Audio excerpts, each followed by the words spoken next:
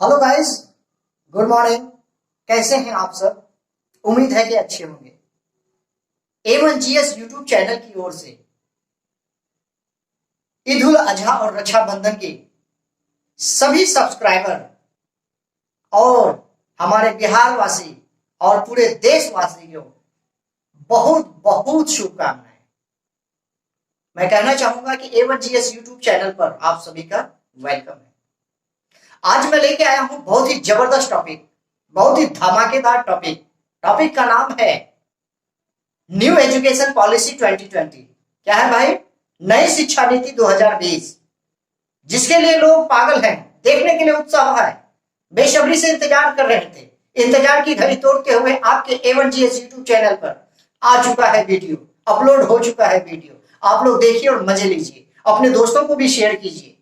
क्या है ये वीडियो, इसमें खास क्या है इस न्यू एजुकेशन पॉलिसी 2020 में? आज मेरे साथ आप बने रहिए, चंद मिनटों में आपको क्लियर कराता हूं।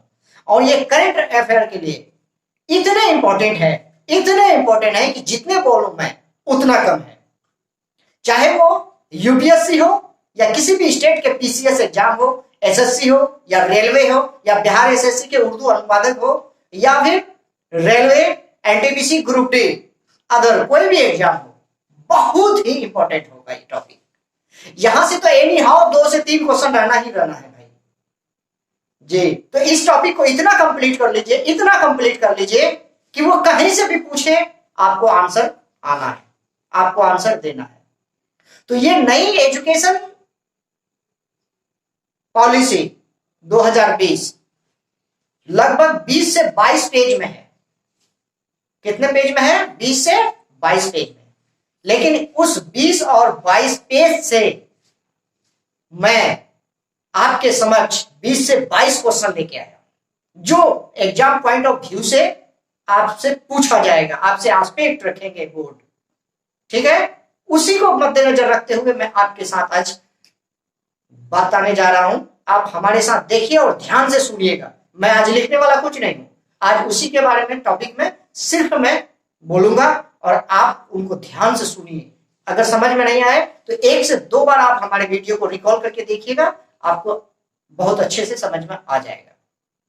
तो सबसे पहले टॉपिक का नाम देखिएगा,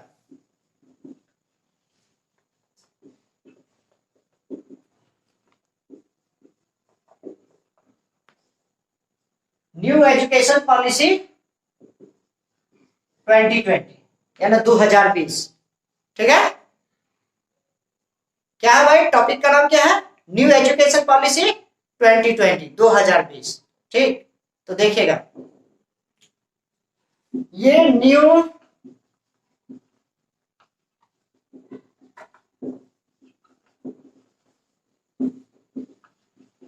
पॉलिसी 2020 सबसे पहले इसकी इस्टेब्लिश कब हुआ था भाई? इसकी स्थापना कब हुई थी? तो इसकी स्थापना कब हुई थी? 1968 में। याद रखिएगा, कब हुआ था भाई? 1968 में, याद रखिएगा, पहला पॉइंट। अब ये तो अभी 2020 नाम रखा है इसका, न्यू एजुकेशन पॉलिसी। 1968 में जब इसकी स्थापना हुई थी तो इसका नाम था HRD। क्या था? HRD, ठीक है? इसका नेम चेंज करके न्यू एजुकेशन पॉलिसी 2020 रखा गया है, ठीक? एक बार और इसमें चेंजिंग आया था, वो कब? 1986, 1986 की नई शिक्षा नीति। उस टाइम देश में प्राइम मिनिस्टर कौन? मिसेज इंदिरा गांधी। कौन थी? मिसेज इंदिरा गांधी, याद रखिएगा। और आज न्यू एजुकेशन पॉलिसी 2020 में देश के prime minister mister Narendra Modi, याद रखिएगा, ठीक है? तो आपसे 2 क्वेश्चन यहां हो गया। पूछता है कि HRD मंत्रालय का नाम चेंज करके क्या रखा गया है? तो नई शिक्षा नीति, याद रखिएगा, 2020 पहला। इसकी स्थापना कब हुई थी? तो 1968 में। कितने बार इसको परिवर्तन किया गया है? तो एक बार और हुई थी 1986 में। कितने साल के बाद ये चेंजिंग हुआ? तो 34 ईयर। कितने?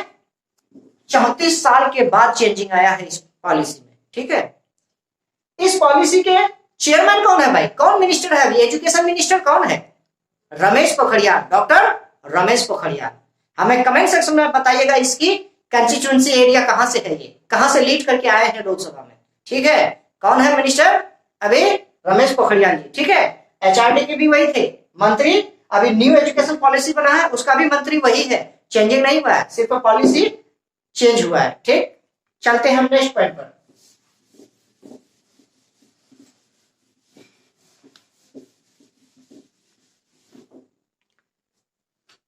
जीडीपी का हमारे देश में, ठीक है, ये 2020 से पहले, ठीक है, जितने भी बजट पेश होते हैं एजुकेशन में 2% खर्च होता था।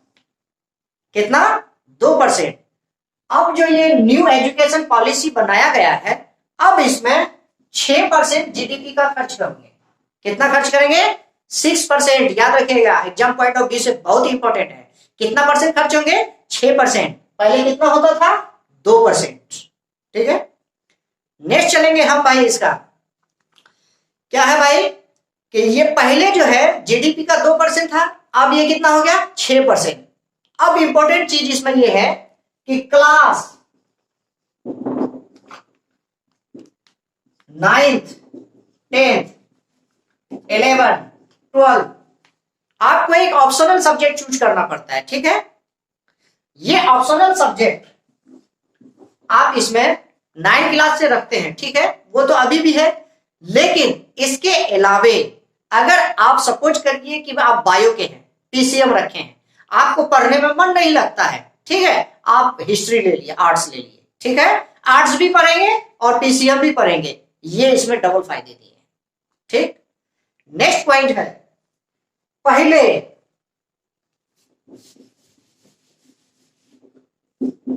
10+2 का फॉर्मूला चलता था। ठीक है, अब 5+3 3 4 का फॉर्मूला है। क्या है ये भाई? पहले बच्चे 12 साल में ग्रेजुएट होता था, आज अब कितने साल में होगा? 15 साल में ग्रेजुएट होंगे। कितने साल लगेंगे उसको? 15 साल। और पहले कितने होते थे 12वीं पास करने में? 12 साल। ठीक है, याद रखिएगा। अब इसमें किया क्या है भाई?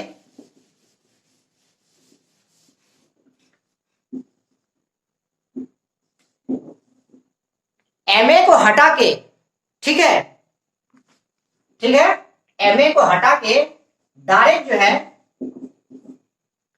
कोई एमफिल करने की जरूरत उसको नहीं है। क्या करेंगे? डायरेक्ट वो पीएचडी करने की जरूरत है। अगर कोई चाहे कि मैंने एमए कर लिया है, अब हमें पीएचडी करना होगा, तो पहले उसको एमफिल करना पड़ता था, अब ये नहीं करना होगा। अब क्या? डायरेक्ट वो पीएचडी कर सकते हैं। नेक्स्ट पॉइंट,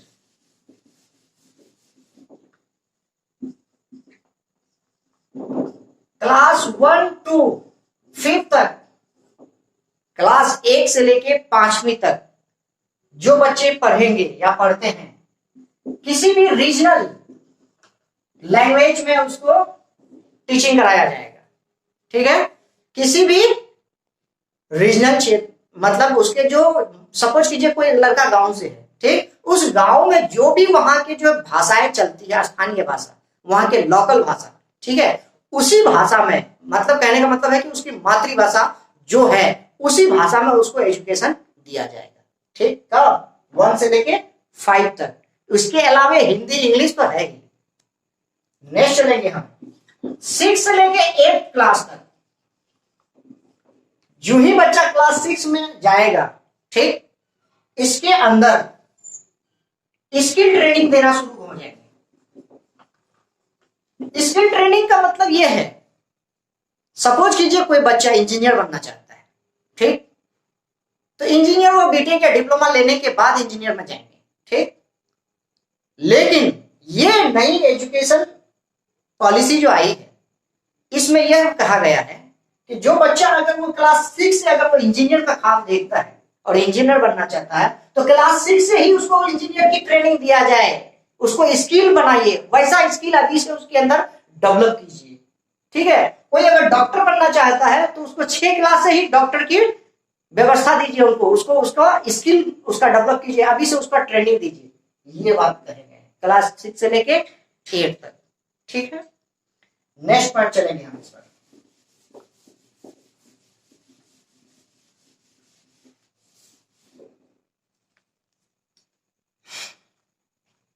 ये तो हो गए, अब चलेंगे हम ग्रेजुएट पर।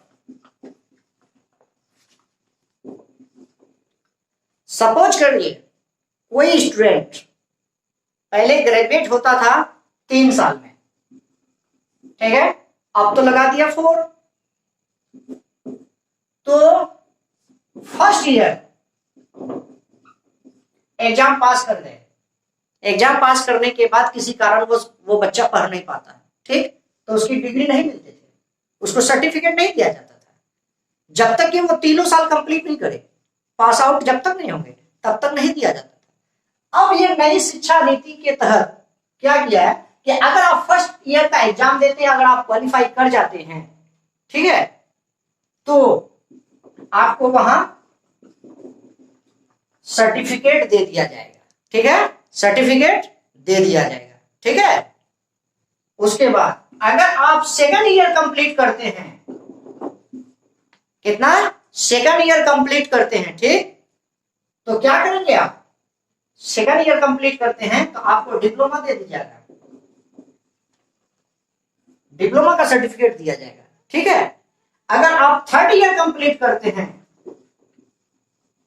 तो आपको डिग्री दिया जाएगा, फर्स्ट ईयर कंप्लीट करने पर सर्टिफिकेट, सेकंड ईयर कंप्लीट करने पर क्या दिया जाएगा, डिप्लोमा का सर्टिफिकेट दिया जाएगा आपको, थर्ड ईयर कंप्लीट करने पर आपको डिग्री दिया जाएगा, ठीक है, समझ में आया जी।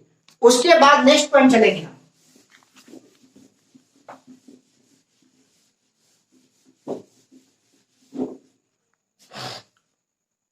ये पॉलिसी जो है भाई क्या है, पब्लिक प्लस प्राइवेट दोनों को एक साथ मर्ज कर दिया गया है। क्या, नई शिक्षा नीति 2020 जो आई है, इसमें ना ही प्राइवेट का वैल्यू रहेगा ना ही गवर्नमेंट का, दोनों इक्वल होंगे। अब इस दोनों इक्वल का मतलब है, सपोज कीजिए कि आप कोई कॉलेज जाते हैं, ठीक, एडमिशन के लिए, कोई यूनिवर्सिटी जाते हैं, ठीक है, यह एंट्रेंस एग्जाम होता है, ठीक है, यहां भी एंट्रेंस होता है, यहां भी होता है। अब इस पॉलिसी के थ्रू क्या किया है कि दोनों में एक ही एंट्रेंस होगा, एक ही कॉमन एंट्रेंस टेस्ट होगा, ठीक है, याद रखिएगा। उसके बाद इसका एक बहुत ही इंपॉर्टेंट है, क्या है भाई, वो है कमेटी।